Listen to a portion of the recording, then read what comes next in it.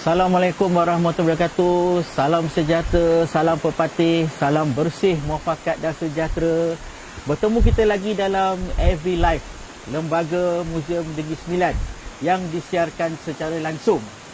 Hari ini tuan-tuan dan puan-puan, keunikan pada hari ini lah, kalau sebelum ini kita bersiaran di Rumah Telapak ataupun di muzium, tetapi kali ini kita bersiaran di Lubuk Bunga Luar Inas. Seperti yang tuan-tuan lihat di belakang saya ini, yang terdapat sungai yang indah mengalir dan juga alam sekitarnya indah.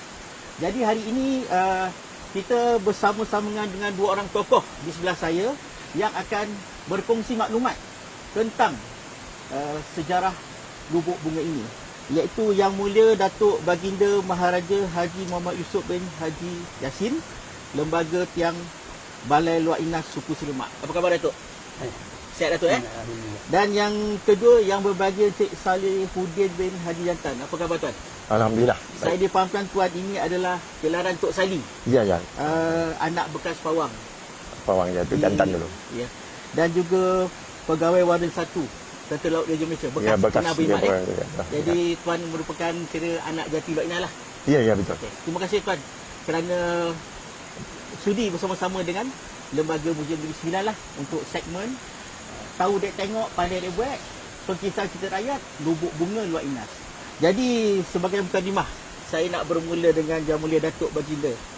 Datuk, boleh ceritakan tentang sejarah Lubuk Bunga ni? Silakan Datuk. Alhamdulillah Rabbil Alamin. Wassalatu wassalamu ala asyrafil mursalin Sayyidina wa maulana Muhammadin wa sallallahu tabi'in.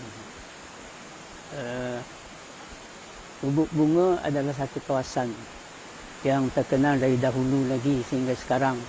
Kebiasaannya yang dulu-dulu tempat orang meminta doa. Pasal masa-masa dulu agama kita kurang, tak macam hari ini. Jadi apa-apa aktiviti yang nak buat di kampung, kebanyakan orang kampung di sini, terutama orang Dingki, akan datang ke sini beramai-ramai untuk memanjatkan doa, ramai-ramai di sini. Nah, dengan itu kebiasaannya kami Tuk Pawang dan Tuan Imam akan bersama-sama di sini. Sejarah Lubuk Bunga yang paling arif yang Lubuk Bunga ni, kalau kita nak tanya berapa lebarnya padang, kita tanya pada belalang. Kalau kita nak tahu dalamnya lubuk, kita tanya memborang. Kalau kita nak tahu luasnya beruka, kita tanya Pak Belang. Jadi hal Lubuk Bunga ni yang arif adalah Tuk Sali. Saudara saya. Dia pun saudara saya ni. Okey. Jadi saya menghalakan pada hal Lubuk Bunga kepada Tuk Sali. Ya, Tok Sali. Sebelum tu kita dah dengar tadi Datuk Yusof kata tempat ini tempat orang nak mohon doa lah. Lubuk Bunga ni. Jadi mungkin Tok Sali boleh panjangkan lagi maklumat atau berkongsi lebih mendalam lagi apa yang menjadikan tempat ini begitu orang kata istimewa. Baik, terima kasih atas soalan. Pertama sekali, Lubuk Bunga ini adalah di bawah jajahan Datuk Luar Inas, Datuk Dingki, dan disebut Lubuk Bunga ini adalah kampung Dingki. Jadi Lubuk Bunga ini asal usulnya dibina adalah di atas pertanian, satu empangan untuk membuat membekalkan air kepada petani-petani daripada Dingki sampai ke Kuala Johor tu. Jadi hasil utama dia dulu kan. Jadi dalam binaan empangan ini diadakan, jadi rakyat tempatan, penduduk tempatan ambil kesempatan apabila ada takungan air dekat sini, jadi diorang ni mandilah cara biasa dulu. Jadi biasa sehinggalah satu ketika dijadikan kawasan perkelahan. Jadi kawasan perkelahan ni dulu cerita rakyat ni. Sebab apa ayah saya ni dulu pawang kat sini. Mandi Sapa, ingat tak Mandi Sapa? Ketika sekolah kualiti dulu, Mandi Sapa ni sekolah cuti. Jadi satu cara apa macam seremoni punya tu dia akan mesti cuti. Jadi arwah ayah saya ni tiap-tiap tahun ada upacara Mandi Sapa kat sini. Dengan dia mengantung tulisan ayat Al-Quran di kertas putih di hujung sana mengalir kat sini. Jadi kita semua mandi dekat sini satu hari tu. Dan ada anak-anak muda di sini, dia bermalam di sini pula. Bermalam di sini. Jadi benda tu turun sehinggalah akhirnya Mandi Sapa ni tak menjadi apa dah. Tak menjadi apa? Tak menjadi sinonim sangat dengan rakyat Bingki ni. Jadi kepada aktiviti sambilan yang orang buat kat sini mencari ikan. Bila kawasan air hujan, dia orang akan datang mancing kat sini, lubuk ikan kat sini. Kalau hujan dia mancing, kalau hari panas dia orang menembak pasal cermin yang tu ngota dia orang panggil kan. Jadi ikan-ikan dan malam dia menjalankan aktiviti mogam pula. Mogam sini yang sinonim dengan aktiviti malam mancing kat sini, ikan besar-besar ni. Ikan baung ke sana dapat. Orang mancing selalu dia waktu senja dan sampai malam. Ada seorang ni, Tuan Haji Mustafa nama dia. Mustafa Dusih, dia dikenal Haji Tombok. Haji Tombok dia mancing waktu malam. Waktu malam mancing kat sini. Sementara dia nak mancing tadi tu, ikan besar-besar ni makan selepas waktu tengah malam. Dia akan imam ibadat, berzikir. Cukup 12 lebih, dia akan mula mancing. Dapat ikan baung besar-besar. Itu dia punya tu lah. Itu. Jadi, aktiviti seterusnya kat sini, selepas Mandi Sapa, mancing dan sebagainya, sebagaimana Datuk Rania Yusuf bercakap tadi, orang-orang kampung daripada Bingki sampai lah ke Kuala Johor, bila nak menanam padi tadi tu, orang dulu kan Jamur ni biasalah kan percaya kepada keadaan ni lah kan. Jadi percaya bayar nazar. So dan dapat padi boreh banyak, dia bayar sangat. Sebelum mengadil boreh pun minta kat sini. Buat kenduri kat sini, berpandu daripada pawang tadi dan imam hadir bersama minta doa kat sini. Jadi kat sini lah lubuk bunga ni. Dan lubuk bunga ni dia dikawal oleh orang bunian sebenarnya. Ada orang bunian. Jadi kita sini tak boleh nak buat tak senonoh. Benda-benda yang ada kat sini, landscape yang ada kat sini, bunga-bunga ni, kita memang jangan boleh nak kutip-kutip dan nak buang air kat sini, nak buat, kita minta izin dekat dia. Itu yang dapat saya beri pencerahan sikit lah pasal lubuk bunga. Jadi aktiviti tu sehingga hari nampak dia dah mula pudar, mula dah tak dapat sambutan. Jadi hari ni sama-sama kita tengok ada yang ni, saya pun volunteer. Abang Yusuf yang ni datang rumah, Tok Sali tolonglah kita ceritakan sebenarnya sebab apa. Ayah saya dulu salah seorang daripada pawang kat sini. Sebab sini pawang dulu yang sinonim sangat kat sini ada 4 orang saya cerita 4 orang. Yang pertama Tuan Haji Yonot, yang gaib di Johor jumpa di Mekah, ingat tak? Yang sedar, Tuan Haji Mustafa, yang Haji Tompok tu, Tok Jantan babon ni lah, dia pawang pada penghulu. Dan penghulu pertama itu adalah datuk dia, Penghuluma. Penghuluma, dan dia pernah menjawat jawatan pawang kepada beberapa pawang untuk penghulu. Dan yang tu yang misteri sekali, perkahwinan orang biasa kita ni bersama dengan orang bunyi dia panggil neka bulin. Apa yang dipahamkan, neka bulin ni perkahwin dengan orang bunyi yang kat sini. Mereka bunyi dan ada beberapa orang, tapi tak dijahirkan. Anak itu gaib. Itu sajalah yang dapat saya huraikan sedikit dulu. Ya, seteruja saya belum dengar ya. Katakan lubuk bunga ini aktiviti berkelah, Mandi Sapa dan juga bermancing ikan. Jadi saya nak tahu sikit. Tadi Datuk ada Tuan Salih ada mengatakan yang kawasan ni adalah berkaitan dengan suah padi. Ya. Jadi boleh tak Tuan Salih kongsi pengalaman? Masa tu macam mana agaknya? Adakah keadaan itu betul-betul orang kata suatu perkampungan Inas ni benar-benar menjadi satu perkampungan tradisi, orang kata yang susah kita nak cari pada masa ni? Sebenarnya benda itu adalah kenyataan. Okey. Sebab saya pun selepas saya keluar pada kampung Inas ni, masuk perkhidmatan TLDN tadi tu, tahun 79, benda tu dah pun tak ada. Sawah padi ni dah tak ada. Dah tak di apa, sebab apa, punca benda dia tu semula air bekalan air ni tadi ni tak cukup untuk menampung kita mengerjakan sawah padi tu. Tak jadi dulu kampung Inas sampailah ke Kuala Johor ni, aktiviti kita menanam padi satu tahun 2 kali ya. Satu tahun 2 kali dengan aduan aliran air ni. Aliran air ni dari bunga ni. Jadi 1 bulan padi yang ditanam adalah padi Malinya, 6 bulan sekali. Daripada Bingki ni sampailah Kuala Johor, dia akan buat selaras sekali apabila musim padi memang cantik, menguning, indah dan tu Dan dia orang sini mengerjakan sawah padi ni, dia buat gotong royong, syarikat. Dipanggil syarikat. Dia kumpulkan adik-beradik ataupun kaum keluarga, 7-8 orang, satu hari sawah kau, besok sawah kau, sawah tu. Dan ada beberapa orang nak saya ni. Pernah, saya sendiri pun pernah syarikat tu. Mula daripada pukul 2 petang sampai ke 5 petang. Daripada kita mengerjakan sawah tadi tu, sampailah kita bercucuk tanam. Dulu mana ada mesin traktor ni. Pembekal ni tak ada, tapi menggunakan tangan. Tapi Alhamdulillah, sawah yang luas boleh kita kerjakan. Terus yang kita dapat saya beritahu. Baik, Tuan Salihuddin telah pun memberikan pencerahan kepada kita tentang Inas yang saya dapat gambarkan pada satu ketika dahulu penuh dengan hamparan sawah padinya, dengan air sungainya yang tenang, dengan perkampungan tradisinya, dengan pengamalan adat pepatihnya. Saya nak balik pada Datuk Yusof. Kita tengok sungai ni mengalir tenang aja.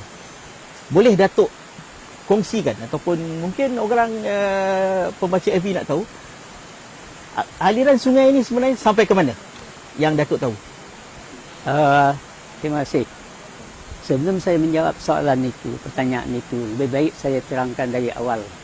Kenapa, macam mana Inas itu dari hutan belantara menjadi perkampungan. Okey. Pada awalnya lebih kurang dalam awal kurun ke-17. Okey. Orang Minangkabau dan orang asli sini datang ke sini untuk nak memajukan kampung. Tetapi apabila cuba dimajukan kampung, ada gangguan. Gangguan dari Maharaja Jin Joeng nama dia. Jin Joeng. Jadi Maharaja Jin Joeng tu apabila nak buah di sini, nak menebang itu, dia ganggu. Jadi kerana itu dulunya Inas ni di bawah Datuk Bentara Sultan Johor. Jadi dia mengawal itu ke sini bersama dengan penghulu pertama Senduk Mas. Senduk Mas lebih kurang dalam tahun 1723. Jadi macam mana cara dia nak mengawal ketua Jin ni, Maharaja Jin ni mengacau-ngacau. Jadi Datuk Bentara ni dia bawa ulu balang dia dan berunding-unding macam mana nak dibuatkan dengan Jin ni. Jadi dapatlah satu pegawai dia namanya Tok Sabun. Okey. Tok Sabun ya. Tok Sabun ni orang asli lah. Tapi ilmu ada lah, ilmu orang asli lah. Kesudahannya dia dapat berunding. Ada seorang puteri yang duduk di ulu Sungai Keruh. Mana di Ulinas sana. Okey. Di Sungai Keruh. Tapi ya, tempat rumah dia sebenarnya di ulu Sungai Jernih, Sungai Inas sekarang dia panggil Sungai Inas. Di ulu Sungai Inas tu adalah namanya Bukit Payung. Dan puteri ini duduk di Bukit Payung. Jadi pegawai apa tadi pergi ke Bukit Payung berjumpa dengan Puteri Banun, nama dia Puteri Banun. Dan berpakatlah dengan Tok Sabun ni Puteri Banun. Kesudahannya Tok Sabun minta Puteri Banun ni kahwin dengan Maharaja Jin. Maharaja Jin ya. Dia kahwin lah. Tapi kahwin itu adalah kahwin berhelah. Kita panggil. Ada helah di belakang perkahwinan. Jadi orang bermula kahwin memang mesra, tak ada sepadan kan, suami isteri. Dan dikatakan juga Puteri Banun ni pun bukan jenis orang kita macam kasar ni. Dia pun sama juga dengan apa ni. Dia seorang yang itu. Lepas tu pujuk kahwin. Bila dah kahwin cari elah, dipenjarakan Maharaja Jin. Dan dipenjarakannya bawah Istana Mahligai. Lubuk Bunga. Nanti Tok Saleh akan terangkan di mana Mahligai itu. Dipenjarakan di bawah Mahligai ni penjarakan. Apabila dah penjarakan, jadi Puteri Banun balik rumah dia. Barulah orang kampung menuju ke kampung ni. Asal tu apa mula-mula dia kampung ni dimajukan sebelah Ulinas. Kalau ingat tempat kawasan rumah Tok Bentara Jantan. Itu rumah yang pertama buat di kampung Inas. Dan pentadbiran masa tu memang tertumpu di Inas. Itu cerita dia. Dari sana sampai situ, sampai sini lama-lama nak buah petebang lah. Jadikan sawah. Bila mula-mula di Inas saja, lepas tu lama-lama nak buah, anak beranak makin ramai. Lepas tu berpisah lah ke tempat lain, termasuk terus ke Ringking. Terus ke Ringking. Lepas sampai ke dingkir, majukan semua, tak ada apa-apa gangguan.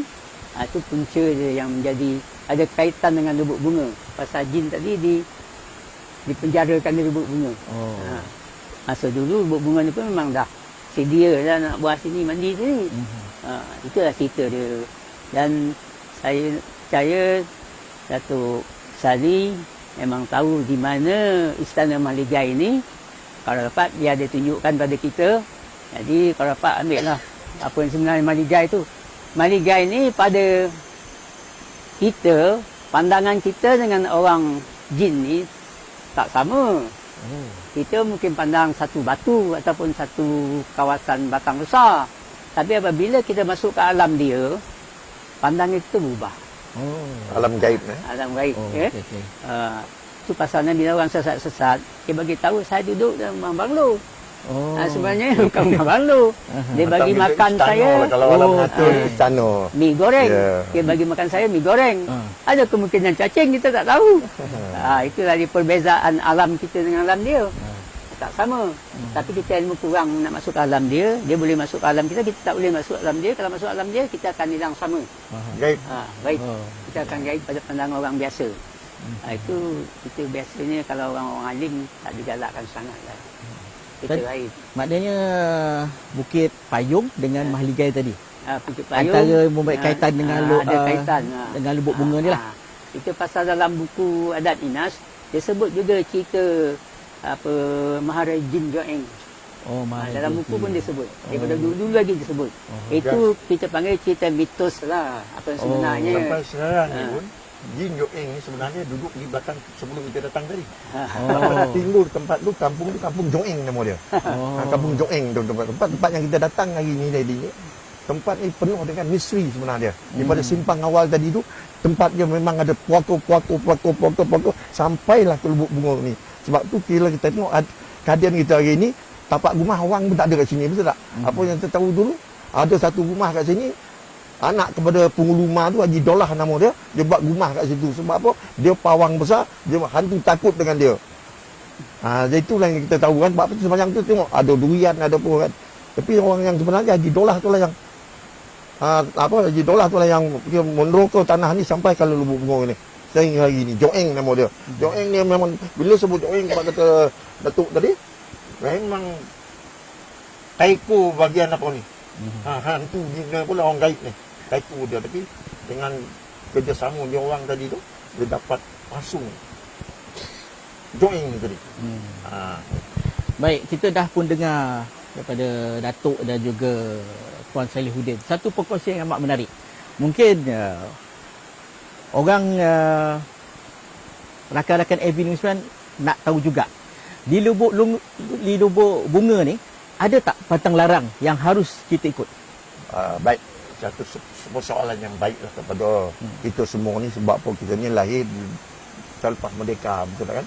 Jadi kita tak tahu tertubuh di lubuk bunga ni ataupun tempat orang yang meneroka dulu memang ada pantang larang yang ditahu kan. Sebab apa ni kau tak boleh buat dan tak boleh buat. Lubuk bunga ni sebenarnya nak datang dulu bukan senang orang. Bukan senang-senang. Kita nak apa? Nak pertama kita mesti minta laluan kepada dia. Kepada yang gaib, sekalian yang gaib, yang di hulu, di hilir, yang di gunung, di ganang, di kuala air. Minta bersahabatlah kita anak cucu nak datang sini, nak menumpang mandi, nak mandi sapa, nak bayar niat. Minta tu. Kalau kita langgar pantang larang ni, macam-macam budak-budak ni kan bila nak buang air, dia buka suara terkoncing kepala tu. Siap dia kan marahlah dia, betul tak kan? Kita tak nampak. Kita tak nampak, tapi dia nampak kita. Hari ni pun sama juga. Kehadiran kita hari ni, kita tak nampak dia ni. Mungkin dia ada sebelah sana ni. Anak kau, Tok Sali begitu ya. Betul tak? Jadi macam itulah hari. Pantang larang dia yang pertama. Jangan cakap takbur. Dia tak selesai bila lubuk bunga dah. Tak sampai 1 minit, tak jumpa jalan balik. Contoh macam tu. Dan sakit-sakit yang misteri ni akan kena. Faham tak? Terpekik, terlolong dan sebagainya. Kena rasuk dan sebagainya. Sebab tu kita bila datang masuk setiap tempat yang baru ni, saya pernah cakap dengan abang, orang tua dulu ada dia punya falsafah pantang larang. Ayat-ayat yang digunakan tu kan, yang membangun tanah air ini, yang di hulu, yang di hilir, di bukit, di bukau. Dia setiap tompek ini sebenarnya ada penghulu tentang itu lah, untuk penghulu rasul. Kan dia lantik untuk pelah punya tu penghulu, betul tak? Jadi ada jawatan yang khas untuk dia orang ni. Cacat ni yang ada penghulu je ni. Bila kita baik dengan penghulu-penghulu je ni, ketua-ketua je ni, jadi dia cakap dah. Tok dia, budak-budak hari ni ada sini ni, jangan kacau. Dia dah minta kebenaran. Jadi itu adalah serapah apa dia. Maknanya ibarat kita pergi mahawang kena hormat lah. Yes, Kita kena dia kata ada bila dah ikut masuk protokol itu bila benda masuk ni. lubuk orang tu kita ikut lubuk dia lah. Ya. Maknanya kita tak boleh orang kata macam suka-suka hati tu lah. Yang pertama kita ni mongak lah tu Sali dengan Tok tu. Cakap kan tak boleh kita cakap begini. Kalau dulu lah. Kalau raja kata berdolat lah kan. Jadi kerajaan tuan-tuan hari ni pun kita sama-sama jagalah kita jangan melepaskan satu-satu yang benda yang tak seronok didengar ataupun mencabar dia punya betul. Sebab apa kita tak nampak dia nampak kita. Kehadiran kita ni kita cuba memperkecilkan dia lah. Baiklah. Kalaulah tadi tuan ada berkata tentang pantang larang tu mesti ikut. Kalau siapa langgar akan terima akibat lah. Yes. Masih ada tak pawang di Inas ni yang boleh orang kata mengubat orang-orang yang didapati melanggar pantang larang tadi? Baik. Sebenarnya dulu lah ni cerita lah. Dulu apa saja yang berlaku dirasuk di kampung ni, orang tua dia hendak. Ayah saya dulu tuan Jondok di Petapa ni dia boleh berinstansi dengan hantu ni. Sebab apa? Dia ada ilmu hantu. Dia berkawan dengan hantu ni, boleh bercakap. Jondok dia boleh berinstansi, dia tombok boleh. Ayah saya ni boleh cakap di mana anak kau datang, apa tujuan kau datang, apa tujuan kau ni. Jadi untuk akhir-akhir ni di kampung ni selepas dia orang meninggal ni, tuan Jondok dan jantan dan semua yang otai-otai ni, saya nampak masih boleh manda lagi. Orang yang boleh mengubatkan benda ni. Jadi kita tengok ya, demikianlah besarnya peranan pawang dia. Jadi saya nak balik pada Datuk Muhammad Yusof lah. Orang kata selaku orang yang boleh dikatakan tua apa yang Datuk boleh kongsikan tentang Tuan Salihuddin dah beritahu tadi tugas pawang tadilah untuk mengubat mereka-mereka yang didapati. Mungkin kadang-kadang dia ni tak sengaja terlanggar.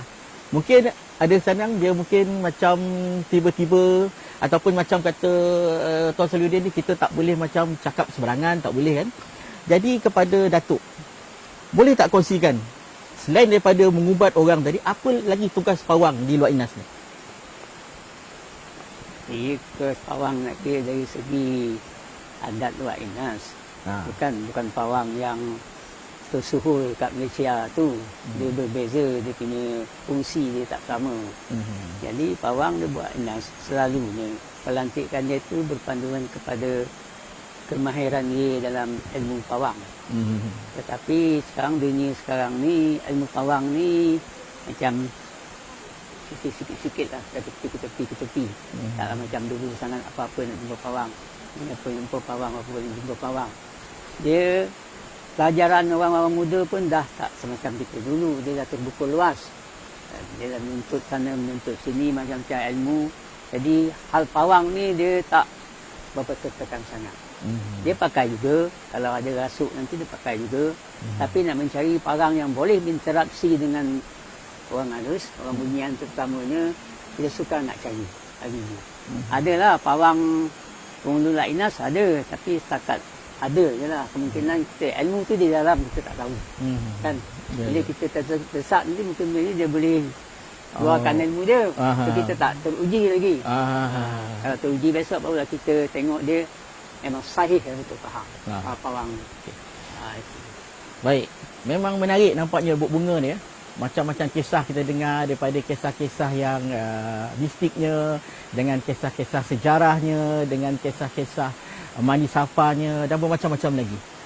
Cuma saya nak tahu jugalah, kenapa agaknya dinamakan Lubuk Bunga?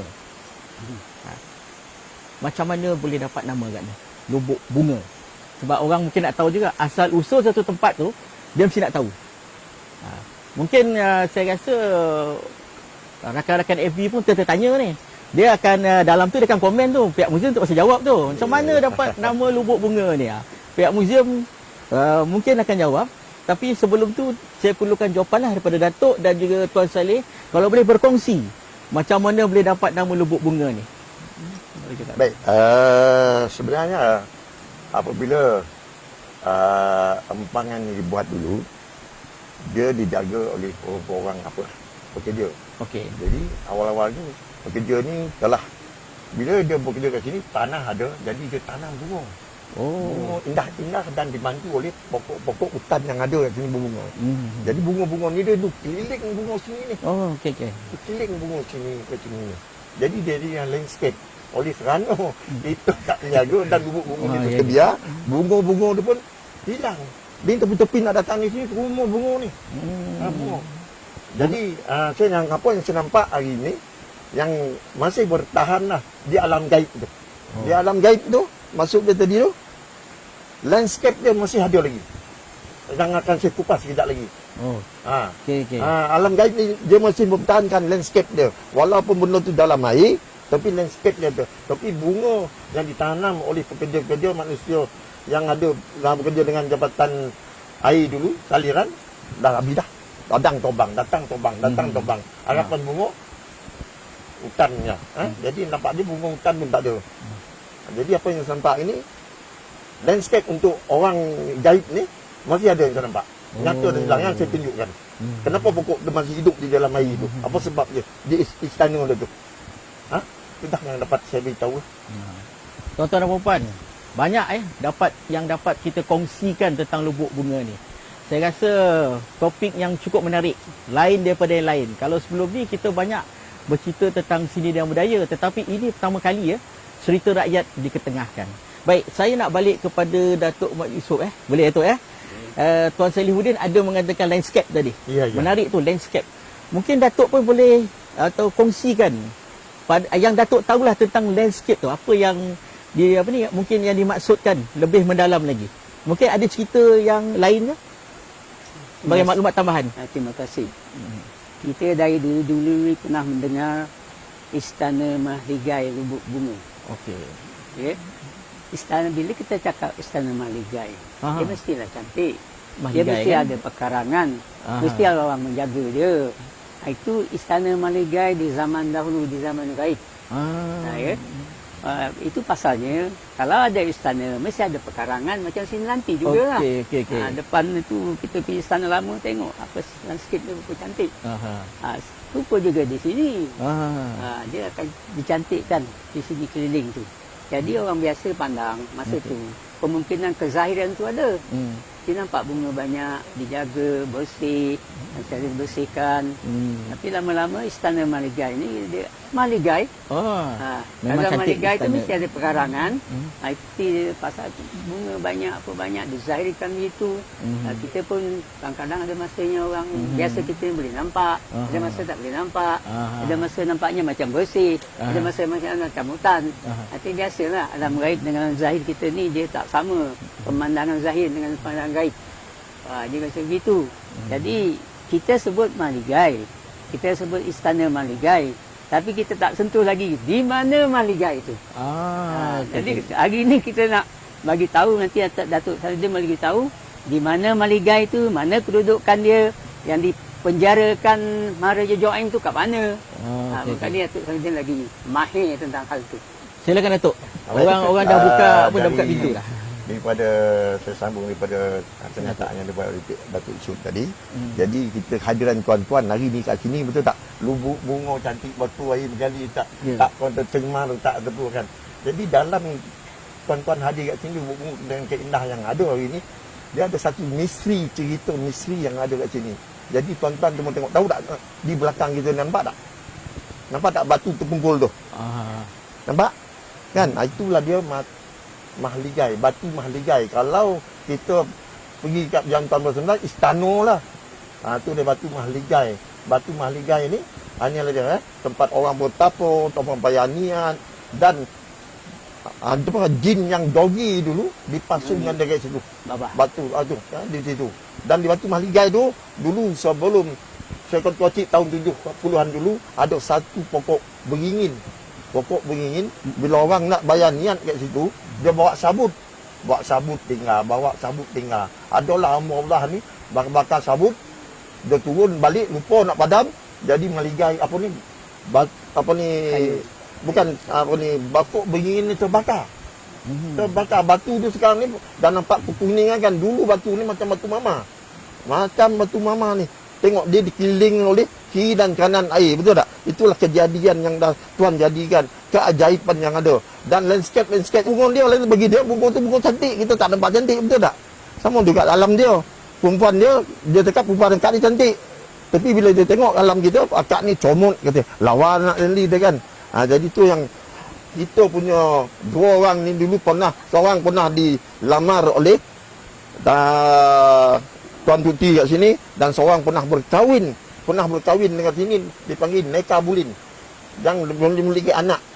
Anak berapa orang kat sini, tapi alam tak alam nyata, dia ada anak kat sini. Di sini lah, Batu Mahligai. Kalau kita panggil sini istana lah. Jadi itu lah, untuk orang gaib ni Batu Mahligai yang kita nampak. Landscape yang kita nampak, betul tak? Nampak landscape dia dengan cantik. Dan itu landscape bukan pokok tumbuh-tumbuh. Kita kalau kita fikir, dan pokok ni berpuluh tahun lah masih kau hidup lagi, betul tak kan? Jadi kita tuak dia tadi. Bila kehadiran kita kat sini, janganlah kita pergi sana koncing tak miak apa dan sebagainya kan. Adik pun bongkak adik bongsu kita. Dia tak ada cari pawang, betul tak? Dia akan bagi tahu apa silap kita ni lah. Jadi kita tunggulah. Kita mohon maaf dan sebagainya. Dan di sinilah sampai kita bayar nazar, bayar niat naik atas tu. Bukan boleh naik semua dah. Susah dulu. Cantik tempat ni dulu, memang batu dia tu tak makan lagi. Sekarang dia dah makan lagi. Macam batu mama tu. Kita kalau datang sini kita pun terfikir, orang tak tengok kan. Tapi kalau kita datang tengok dan perhati betul-betul, nampak tak? Batu terkumpul, batu mama putih sebenarnya. Jadi tu ada Batu Mahligai. Dan terungkai lagi ni, Lubuk Bunga ni satu tempat misteri yang jajah ataupun diami oleh orang-orang budian gaib ni. Dan Lubuk Bunga ni pun ada bagi petanda dulu. Apabila musim hujan, dulu banjir hujan, menjadi satu pedoman. Bulan musim Tengkujuh kan. Musim Tengkujuh sebab sini ada tempatnya ada lubang kat situ. Pedoman orang kampung kita dulu, bila banjir tak berhenti, ada buaya putih kat sini ni, ada lubang tu. Buaya putih ni selagi dia tak mengilir bersama dengan air banjir besar ni, dia bunyi macam anak kebau mengwek. Macam tu. Jadi orang-orang tua dulu dia kata dah ngilir dah buaya putih tu. Jadi banjir kita tu akan berhenti lah. Itulah salah satu daripada pedoman yang itulah. Sebab apa yang saya nak beritahu tadi tu, tu apa ni pun tu Tuan Haji Yusuf abang saya pun saya pernah bercerita dengan dia. Haji Tompok Haji Mustafa dulu pernah mancing dari sini, dia berzikir dan tu dia pun pernah bercerita Haji Mustafa ni pernah dilamar oleh putri gaib ni, orang bunyian ni, dia mancing ni kan. Dia mancing daripada maghrib dia zikir. So dia boleh dia start mancing. Bila dia mancing tu, ikan tak makan. Sebab dia kawal ikan ni.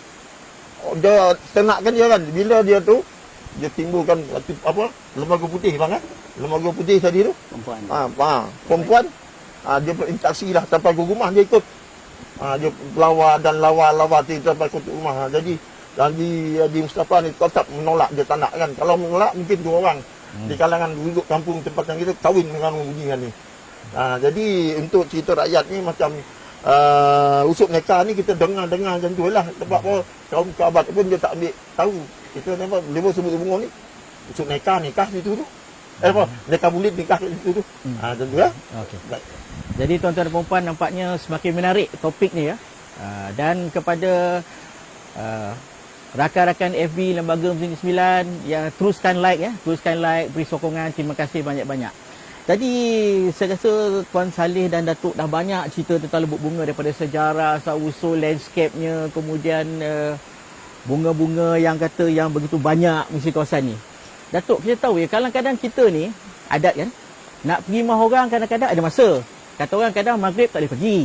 Lepas tu kadang nak pergi waktu asar. Macam-macam lah kan. Kadang waktu time makan tengah hari kan, kadang orang tu nak bagi makan pula. Jadi di Lubuk Bunga ni, Datuk ada kata tadi, tempat menjadi orang mandi safa. Ada tak masa-masa ataupun yang boleh datang, ada masa-masa yang tak boleh datang? Baik. Sebenarnya satu soalan yang baik lah.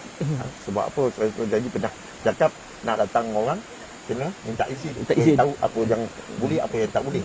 Jadi daripada pengalaman yang saya ada lah, arwah Tok Jantan yang lain, dia pawang kat sini dan dia yang menguruskan Madi Sapa kat sini. Dan dia buat satu tulisan ayat tolak balur orang panggil tu, digantung ujung tu, daun-daun yang baik, daripada pagi pukul 8 sampailah pukul 5 petang akan balik lah. Jadi apa yang berlaku hari itu mungkin dengan kepandaian dia ada, ilmu yang dia ada, tak ada kacau, tak ada kacau. Tak ada rasuk, tak ada apa. Jadi dia benarkan mandi itu memang pengawasan tu mungkin tangan dia lah. Tuk satu hari je safar tu. Berapanya penuh orang ni. Jadi tuk satu hari tu mungkin tuk pawang pun ada kat sini dan dia beri kebenaran. Mandi dah, tak ada masalah pun. Tapi kalau mungkin kalau kita langgar pantang larang tu, dia pun tak tahu ni tok datang tu ni kan dah kena rasuk tu. Sebab apa tu tak orang tu sebab dia minta kebenaran.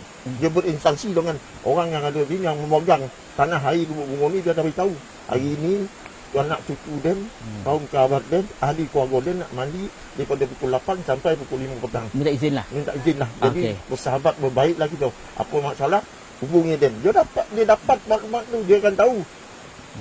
Sebab apa orang gaib ni sama macam kita juga, anak cucu dia ada yang degil, betul tak? Yang terlepas pandang, nakal. Dia nakal. Dia dah beritahu dah, kalau hari ni Tok Pawang Jantan dah minta kebenaran, dia orang nak datang bermandi manda kat sini. Tapi antara anak cucu kita ada yang nakal tak? Anak cucu dia nakal, kata dia gurau tu dia dah bongkak gitu. Sebab kalau orang juru dia panggil Denah. Sebab apa? Dia langgarkan tu. Maksud dia tu itu yang tolok pandang. Maksudnya tu lah. Baik. Jadi Cik Saludin kita dah beritahu lah, maknanya ada masa-masa orang kata ada peraturan-peraturan lah kalau nak mandi safar di Lubuk Bunga ni. Jadi kita kena ikutlah peraturan tu kan. Ya kena. Saya nak bagi balik pada Datuk Yusof.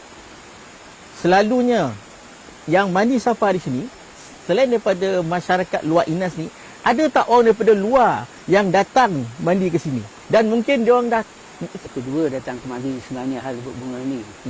Tapi saya dapat cerita daripada anak saya sendiri yang tu. Anak saya, dia datang kemari mandi, kawan-kawan dari luar, daripada jauh datang kemari. Kawan-kawan sebaya budak-budak muda lah datang kemari. Mandi safar kat sini dan mandi biasa kat sini. Dan dia dapati sini, dalam sungai ni banyak ikan betul.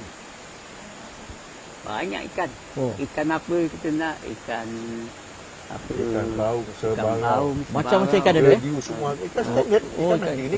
Ikan Itu yang saya tahu. Dan orang kampung memang selalu datang sini. Orang luar pun selalu datang. Tapi datang tu dia menyusul sini lah. Kadang kita tak tahu pun dia datang. Kita tengok datang dengan motor besar dia, dengan apa dia sini. Dia mandi-mandi pada balik. Itu pasal jalan tu tengok macam trek tu. Macam selalu dirumpuh.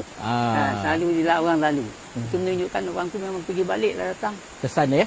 Dia bila masuk dalam WhatsApp, dalam Facebook, ni orang luar tahu. Dia datang sini. Itu pasal kita tengok kat sini kadang-kadang kita minta cuma kalau ada sampah kat situ tolong bakar. Yalah, jaga kebersihan kan? Jaga kebersihan. Itu yang pertamanya. Yang kedua nanti kalau orang bunyi ni tak sedap hati, nanti dia datang ke rumah tak boleh tidur. Itu satu hal lagi kan. Kita nak elaklah semua benda ni jangan terjadi. Cerita yang saya nak kongsi sangat dengan hadirin, kisah Haji Mustafa tadi yang dilamar oleh orang Bunyian. Ini satu kisah yang saya sendiri menghadapi Haji Mustafa. Saya berbalik daripada kerja dan dia durian tepi jalan dalam biku ni. Sambil durian dia bercerita, Mustafa ni orang alim. Orang jin-jin ni pun segan kat dia. Satu hari yang dia kata Tok Salih tadi dia mancing. Mancing hari malam. Dia biasanya lubuk yang dia mancing tu banyak dapat ikan. Banyak dapat ikan. Tapi malam dia pergi tu, ikan tu genyu pun tidak pancing dia. Usik pun tidak. Wasit pun tidak. Dalam tengah jam dia tunggu, dia dah macam ribak lah. Tiba-tiba atas batu je, bawah lubuk, atas batu. Atas batu tiba terang. Terang. Bila terang tu, timbul perempuan. Perempuan. Orang Bunyian lah tu. Lawanya pula dia cakap, air mengalir dalam badan ni, nampak darah mengalir ni. Darah tu berjalan. Cantik dia. Cantik dia. Jadi orang bagi tahu. Kalau kau nak ikan ni, ada janji kita. Aha. Dia bagi ikan ni semua kau makan macam kau. Apa janji? Kau kahwin dengan dia. Oh. Kan putih itu mohon. Dia kahwin Oh. dengan dia. Tuan Haji Tumpuk Syarat kahwin. dia? Syarat dia. Syarat dia nak lah. dapat ikan lah. Okey, Tapi okey. dia tempat apa jawab. Bapa dia nak kahwin dengan kau. Bini dia ke rumah dia cantik tu kau. Oh. Jadi itulah. Sebenarnya kita tak tahu lah kan. Aha. Tapi, ya kau cantik. Nabi kata bunyi ni. Dia kata, ya. Kalau ya, kau balik kan dia nak ikut. Dia sendiri cakap. Dia balik, tak sampai, belum nak sampai pada rumah ni, dia ikut kat belakang. Sampai kat rumah dia, kat besar Haji Ondot tu, kat dalam. Dia ikut. Dia cakap, mana rumah paling cantik ni? Haji Ondot ni mati akal je apa, Mustafa je kan, dia panggil sini Haji Tompok. Haji Tompok mati akal lah. Tanya orang rumah dia keluar. Cakap, mana bini kau yang cantik tu? Rumah dia keluar lah. Oh, ni kau cakap cantik je. Apa Haji Tompok jawab? Kek kau tak cantik, kek mata dan kau main cantik. Kau tak buruk, kau buruk, kek mata dan. Itu. Habis dia tunggu. Dia tak mau balik. Dia tempat siapa, tutup pintu, dia pun gibab, turun pada rumah dia balik. Jadi Maknanya Haji Mustafa ni memang kaki pancing lah. Memang kaki jala dia kaki bancing. Jadi- Dan orang alim. Kisah dia dengan dilamar puteri ni orang kata orang Ina semua dah tahu dah. Itu saya tak faham. Okey. Masa dia Sebenarnya bercerita ni, cerita masa rakyat kita beli ni, cerita durian, rakyat. dia pada bercerita. orang yang Okey. dekat dengan dia saja. Okey, Dan okey. dia bercerita ni pada orang yang tertentu. Okey. Sebab orang ni, kita orang muda ni, orang yang dua kan, kita pemongak, dadakan. Jadi kita ni kalau zaman kita dah ada, dan kita sendiri, sebab pun saya ni pernah tengok benda-benda ni berlaku di depan ayah saya pawang. Jadi bila masalah orang kampung semua datang rumah saya tengok kan cerita hantu ni suara apa hantu pontianak ini bandan ini semua dia buat. Jadi kita tengok. Kalau cerita dengan orang ni kau ni aduh dah tahu apa dah tu. Dia masuk dalam mana orang tu dan mengilai-ngilai. Kalau kita duduk dalam hutan memang putih tapak kaki kita lagi. Kita punya takut lah. Jadi itulah kalau dia nak cerita tadi tu dia nak kita tengok orang yang sebaya dengan dia ataupun bukan Tuan Haji kita Dia ni. kongsi lah. Dia kongsi. Mana orang tertentu boleh kongsi lah. Yes. Jadi saya balik tertarik tentang Tuan ada kata tadi. Ada ikan apa? Baung. Ada ikan apa? Sebagai Balau. di sungai lah. Ya. Jadi saya sebenarnya bukan laki pancing. Saya ni bukan laki pancing sebenarnya. Saya pun mancing pun tak tahu sebenarnya. Saya terus terang cakap. Tapi tengok orang mancing tu pernah. Jadi di lubuk bunga ni, kalau kita nak dapat ikan, ada tak macam tadilah, ada syarat-syarat dia, ada tak petua dia. Mungkin boleh dikongsikan? Sebab itulah yang saya cakap tadi. Kalau ayah saya dulu berpesan kepada saya, kalau di sungai ni ada orang yang memegang tanah air. Dekat kita minta dekat dia tadi tu, mana bentuk ternakan kau, peliharaan kau, yang kau tak suka, halal dekat dem, kamu pergilah. Sama pun di hutan. Kan? Sama juga di hutan, bila kau masuk hutan tu, benda ternakan kau, peliharaan kau, yang kau tak suka, yang kau jahat, yang kau tak hormat, manjik pagar maupun tang kita boleh kambing lah, manjik pagar apa semua, dia berilah kat kita. Betul? Jadi macam itulah. Dia yang dia bagi itu sebenarnya, orang gaib ni, ternak-ternakan tu dah ada cacat celah tu sebenarnya. Cacat celah. Sebenarnya yang kita dapat tu kadang terlepeh lah tu. Terlepeh. Bila kita buat tak sono, tu lah. Kita molih, dia meloncek lah dia. Apa lah dia, hidup lah dia. Jadi kita kena semah. Ini pengalaman yang saya dia pertama dengan ayat tu Pernah lah. berlaku Ya? Yang maknanya pernah berlaku lah. Yang... Pernah berlaku tu benar. Oh, okey. Semolih kijang hidup.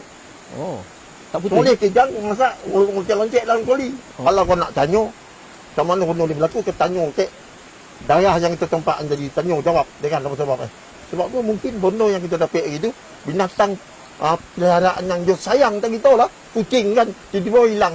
Mengoyan kita sampai 5 hari betul tak? Dia macam tu lah. Dia akan cari orang ni.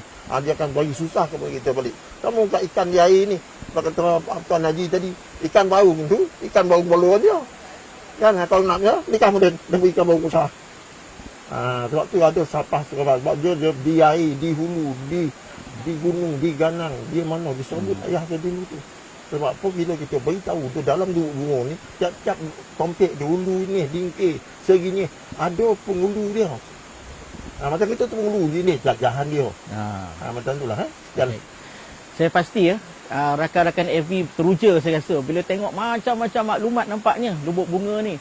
Daripada kisah-kisah apa ni, alam sekitarnya, sungainya, sejarahnya, landscape-nya dan bermacam-macam kisah yang mungkin tidak diketahui selama ini. Saya nak bertanyalah, kalau boleh Datuk dan Tuan Salihuddin boleh kongsikan. Sekeliling kawasan ni kita tengok, Ya. dia dikelilingi oleh hutan, dia memang indah. Sejuk suasana dia, air sungai dia pun mengalir tenang, orang kata memang eloklah untuk damailah orang-orang yang nak mencari ketenangan. Ada tak di kawasan ni tempat untuk, sekarang kita beralih pada rekreasi. Ada tak di Lubuk Bunga ni tempat untuk orang kata rekreasi, pendakian, bukit-bukit yang boleh didaki? Baik. Kalau kita nak cari sebenarnya dah. Okey. Yang terbaru ni apa yang saya tengok, mana ni MPKK Gingki ni. Bukit Gediu yang itu tanah Bukit mana pun. Gediu? Bukit Gediu. Gediu. Okey, Bukit Gediu itu sebenarnya. Saya tengok tu dah ramai rakyat Gingki ni. Rakyat Gingki ni dah ramai pergi mendaki dah bukit tu. Naik Bukit Gediu tu sebenarnya sekolah Bukit Gediu ni ada Bukit Gertam namanya. Bukit Gertam ni dulu tempat tentera British buat latihan. Buat latihan. Di sebelah tu Bukit Gediu. Sekarang ni Yayasan Negeri Sembilan dah ambil buat ladang Nusangkin. Jadi Nusangkin ni kepada penduduk kampung Gingki ni tu kalau naik bukit tu memang nampaklah seindah-indah Gingki sini ni. Jadi sekarang ni masih ada dan banyak lagi tempat-tempat misi dan rekreasi yang ada kat sini. Batu Lapan, Joram Mangin, banyak. Kalau kita ikutkan banyak. Dan di tempat rumah tanah air saya sendiri. Tanah air saya sendiri ni di kampung Solok Tenderung tu. Itu lagi Solok Tenderung. Dia ada suku Tenderung. Suku Tenderung ni orang yang menukul tanah air rumah yang saya ada ni, ada kubur ada gua ada tempat atas pasukan Zahid, ada boleh tengok. Tu yang saya cakap dengan Tuan Pengulu, saya nak bawa dia pergi. Ni apa ni museum ni boleh tengok. Ni cakap betul gunung apa? Gua ni memang tercipta betul, ada meja, ada kolam dalam tu. Bukan cakap main. Saya daripada kecil sampai besar saya tahu dalam tu. Dan kepada apa? Suku Cenderung ni nak tahu dia pengasas dia ada perempuan, Datuk Cenderung ni perempuan. Ada kubur di rumah saya tu. Sebab tu suku Cenderung nama dia. Dalam tu adat ni dalam tu Bunggu ni ada suku Cenderung tu. Kubur dia ada di rumah saya tu. Ada gua, ada tu. Saya mesti tu. Sampai Z pun tu. Okay. Nampaknya menarik. Macam-macam dapatan kita dapat ini. Saya nak balik pada tadi yang Datuk Sob tentang Inas. Satu ketika dulu kawasan sawah padi Kalau sawah padi kita akan kaitkan dengan Lesung Indik. Jadi di Inas ni banyak tak lagi lesung indik terdapat? Maksudnya ada tak di orang-orang kampung masih menyimpan lesung indik ni? Di bawah rumahnya ke contoh dia? Mungkin sebab bila ada sawah padi pasti ada kaitan dengan lesung indik. Mungkin di rumah Datuk sini, mungkin di rumah Telapak Datuk mungkin ada lesung indik, mungkin Datuk boleh kongsikan dalam 2 minit tentang lesung indik ni. Sebab sebab apa orang di generasi muda ni kadang-kadang kita nak tahu, ditengok, pandai dia buat. Dia tahu lesung indik tapi dia tak tahu apa sebenarnya fungsi tu. Silakan Datuk, kongsi dalam 2 minit aja. Terima kasih. Saya sendiri pun lesung indik ni pernah mula-mula tumbuk tu.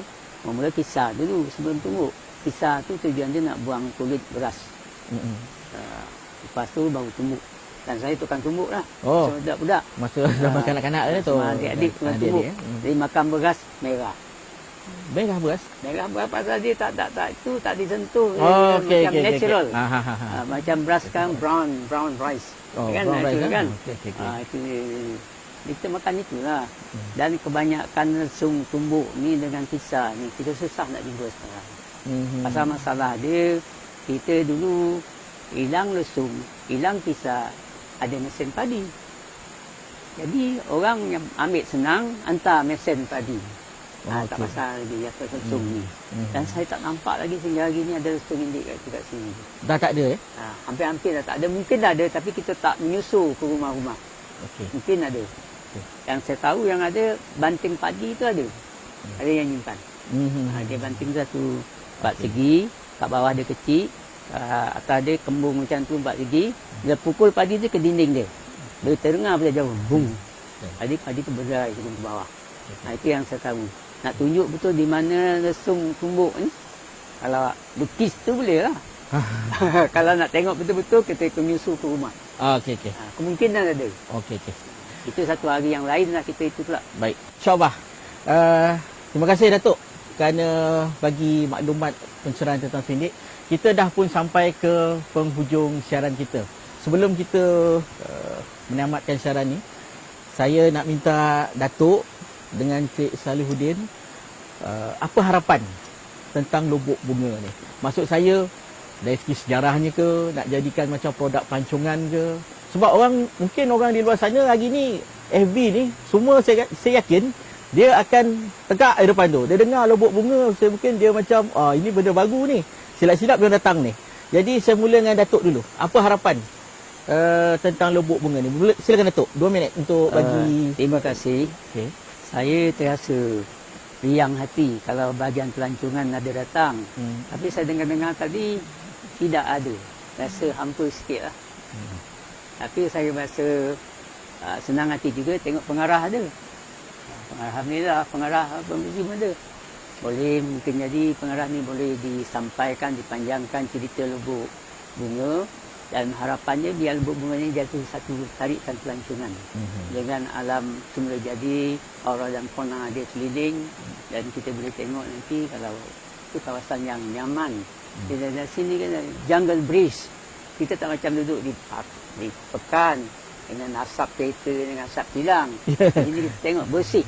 Kita terasa dada kita ni pun oksigen cukup. Tak ada macam di bandar. Di bandar tu terasa yang lain. Kali Datuk Sari boleh. Silakan Cik Salihuddin bagi. Di kesempatan akhir ni, kesimpulan yang saya buat setelah saya merantau hampir 40 tahun, tapi lubuk bunga ni masih sinonim dengan saya. Tetap di hati.